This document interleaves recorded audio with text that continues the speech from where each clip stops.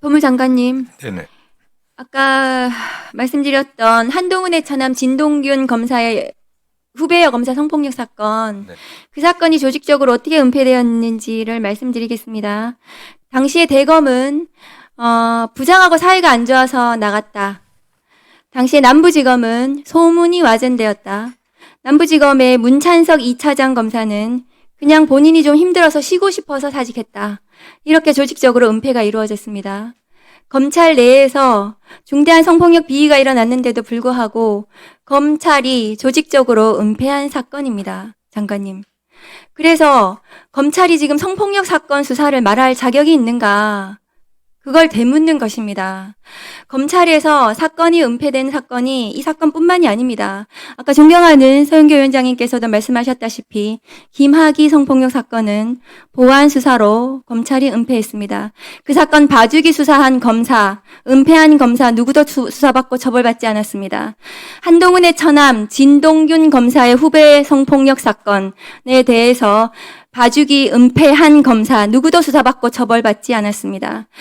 친윤 검사 윤대진의 형 윤우진 용산 세무서장의 뇌물 사건에 대해서 경찰은 수차례 압수수색영장을 신청하고 구속하려고 했지만 검찰은 그때마다 번번이 영장을 기각하고 해외로 도피한 피의자가 공항에 잡혀서 경찰이 구속영장을 신청했지만 그것마저도 반려하고 마침내 경찰이 기소 의견으로 송치했지만 검찰은 봐주기 수사하고 무혐의 처분했습니다. 윤우진 사건에 봐주기 수사하고 경찰 수사를 방해하고 사건을 은폐한 검사 누구도 수사받고 처벌받지 않았습니다. 지금 장윤기 사건의 경찰관들의 유착과 관련된 은폐의 구조는 똑같습니다. 그런데 경찰관들은 지금 경찰 자체적으로 팀장을 체포하고 구속하고 검경이 수사해서 엄정하게 처벌할 것입니다. 그런데 이 사건 은폐, 검사 사건 은폐에 가담한 검사 누구도 수사받고 처벌받지 않았습니다. 그 이유는 검사에게 수사권과 기소권을 가지고 있기 때문입니다.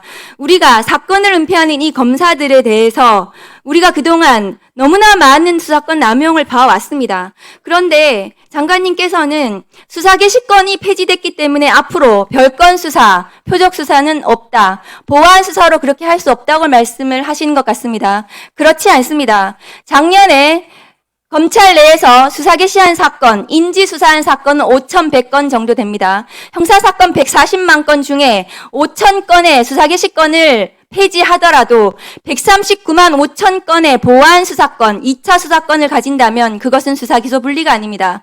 공소 사실의 동일성 내에 수사하는 것이 별건 수사를 하지 않는 것입니다. 그러나 지금도 형사소송법 198조에는 별건 수사는 금지되어 있지만 최근에도 별건 수사로 무죄가 난 것이 민주당 동봉투 사건입니다. 그것은 수사받을 당시에는 별건이라고 수사 방법을 다툴 방법도 없고 몇 년 후에 구속되어서 후에 무죄가 나더라도 그것은 늦습니다. 보안 수사로 표적 수사를 할 수 없다는 주장도 말이 되지 않습니다. 보안 수사로 표적 수사를 한 대표적인 사례가 이재명 전 성남시장의 성남FC 사건입니다. 그 사건은 별건 수사도 아닙니다. 공소사실의 동일성 범위 내에서 표적 수사를 했고 이재명 대통령 후보가 가장 먼저 포토라인의 성남지청 앞에 선 사건입니다. 장관님. 보안 수사로 표적 수사와 별건 수사가 불가능하니 이제 수사 개시권을 폐지했으니 수사권 남용은 없다는 주장은 맞지가 않습니다. 그러면 이재명 정부는 형사사건 140만 건 중에 수사 개시권 5천 건만 폐지하는 것을 검찰개혁으로 하신다면 처음부터 그렇게 국민들께 약속하셨다면 그것을 동의하는 국민들은 아무도 없을 것입니다. 수사와 기소의 분리는 수사권의 전면적 폐지와 공소청의 검사가 공소 제기와 공소 유지 업무에 충실하게 하는 것이 바람직한 검찰 개혁입니다. 그래서 검사의 수사권을 폐지하되 경찰 수사의 문제점, 검찰의 기소권의 문제점들을 공수처나 중수청 등의 제3의 기관에서 그 비위를 잡아내고 수사하고 처벌하고 그렇게 가자는 것이 검찰 개혁의 전체적인 설계 방향입니다. 법무부는 정부 방침에도 불구하고 계속해서 보안 수사권에 연연하는 이런 태도로 법무부 장관님도 그렇고 차관 목사님도 그렇고 이 자리에서 계속해서 그런 식의 말씀을 계속하고 계셔서 그래서 제가 문제제기를 하는 것입니다. 법무부는 앞으로 검찰개혁 국면에서 수사기소 분리에 따른 재반 작업들에 대해서 충실하게 국회와 같이 보조를 맞춰서 협조해서 10월 2일 공소청과 중수청이 제대로 출범할 수 있도록 해주셔야 한다고 저는 생각합니다. 이상입니다. 네, 말씀하시겠습니까? 과거 김학의 사건을 비롯한 지금 의원님께서 지적하신 그런 사건들은 참 검사가 연루된 그 부끄러운 사건들입니다. 맞습니다. 정말 저도 그 당시 정치를 했었고 그 당시 정치 권력과 검찰이 결탁해갖고 제19 감사하게 해갖고 결국 무마했고 그 과정에서 정말 피해자들이 아무런 하소연도 하지 못하고 그런 하소연들이 전달되지도 못하고 은폐됐던 건 저희 잘 알고 있습니다. 그렇기 때문에 검찰개혁에 대한 국민적 요구가 굉장히 강했던 거고요. 그 결과로 문재인 정부 때부터 검찰개혁이 추진되지 않았습니까? 근데 그 당시 약간 미완했습니다. 아시는 것처럼 검찰의 일부 특수사건을 일부 남겨두는 바람에 정권이 교체되면서 그 특수사건을 확대해갖고 다시 전면적인 수사건을 부활했습니다. 그래서 그러한 그 후유증들이 아시는 것처럼 지금 지적하신 사건들에 드러났던 겁니다. 그런 반성 위에서 지금 이재명 정부 들어서 갖고 공소청과 중수청이 설립되지 않았습니까? 사실 정치 권력과 결탁됐던 일부 검사들이 이랬습니다.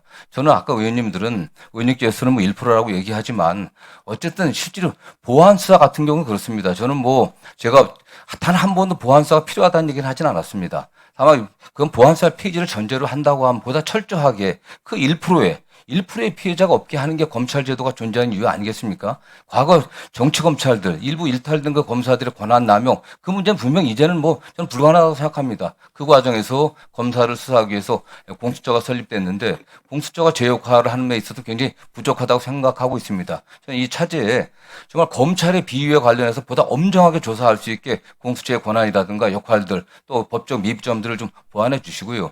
저는 그래서 그런 점들을 한꺼번에 다 같이 논의해달라는 그건 당부입니다. 그렇기 네. 때문에 지금 말씀하신 그 예에 관련해서는 입이 10개라도 검찰은 할 말이 없을 겁니다. 그러나 의원님께서도 검찰에 계시지 않았습니까? 대부분의 사건은 99%의 형사사건입니다. 지금도 이미 어차피 말씀하신 몇천 건의 그 인지 사건들이 없어졌습니다. 그렇다고 하면은 그냥 경찰을 전적으로 신뢰할 게 아니라 경찰이 능력이 없다는 소리가 아닙니다. 굉장히 많은 사건들 처리하고 1차적인 수사를 하고 있습니다. 그러나 그 건들을 어느 정도 한번 스크린할 수 하는 과정에서 피해자가 나오지 않게 피해자의 권리가 최대한 보장되게 의원님들이 좀 세밀하게 좀 제도를 만들어주기 좀 부탁드리겠습니다. 네, 네. 두 분 말씀 같으신 말씀이십니다. 그래서 지금 좀 더 보안 수사를 통해서 불송치되었던 것을 제대로 범죄자를 잡아나가는 과정, 그 과정에 관한 것을 누구도 억울하지 않게 지금 형사소송법이 바로 국민 여러분께 말씀드리지만 그런 내용입니다. 이 안에 절차를 잘 넣어서 보안 수사가 있어서 꼭 된다라고 하는 것이 아니라 이 안에 절차를 잘 넣고 누구나 이야기를 들어주고 그리고 수사를 철저히 해주고 그 과정이 필요하다 이런 말씀을 피해자분들과 그 관계자분들이 하고 계시니까요.